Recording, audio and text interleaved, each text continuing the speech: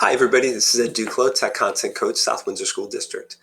This usually is the ink tip of the week, but it's now becoming the weekly update to what's changing in Google Meet. So before I get at that, let me just explain a couple things that are new in our world. First of all, we've always been part of G Suite for Education.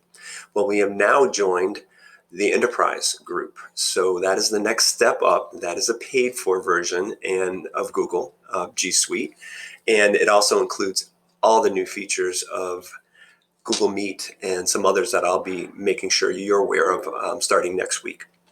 Okay, so let's get into the highlights here. So we're going to start a Google Meet.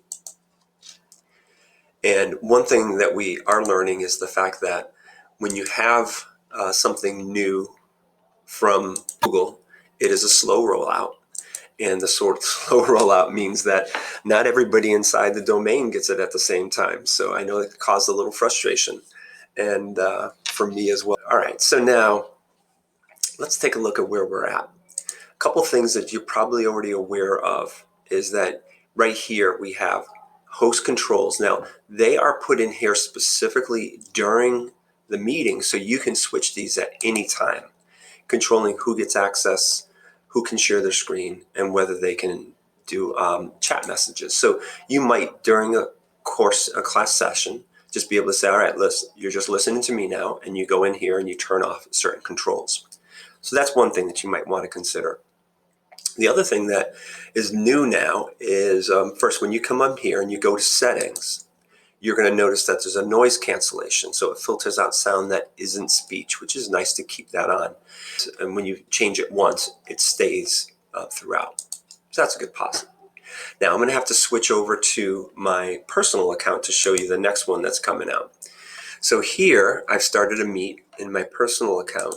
And when I click here, it's Whiteboard Open a Jam. So now I don't have to go ahead and share the screen. I just click on it and I say, okay, do I want to start a new whiteboard, a new jam right now, or do I want to choose from Drive? So if I go here, it will pull up any of my saved jams.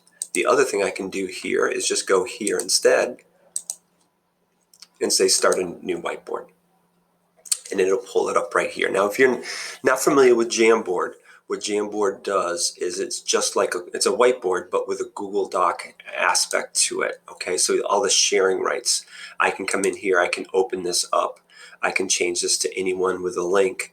I can go ahead, I can send it out to my class, and we can all be working on the same document, on the same whiteboard, or I can go ahead and now I have two whiteboards and three, etc. I'm not going to spend much time here showing you exactly what Jamboard is, but it's a really, really nice tool, especially if you need that whiteboard. Okay, so that's where we are right now. We will see. They're probably updating more, and they are updating more. The next one that you can expect will be Blur the background, which will be a good one for us as well. So hopefully this has been helpful. As always, let me know if you have any questions. Have yourself a fantastic day.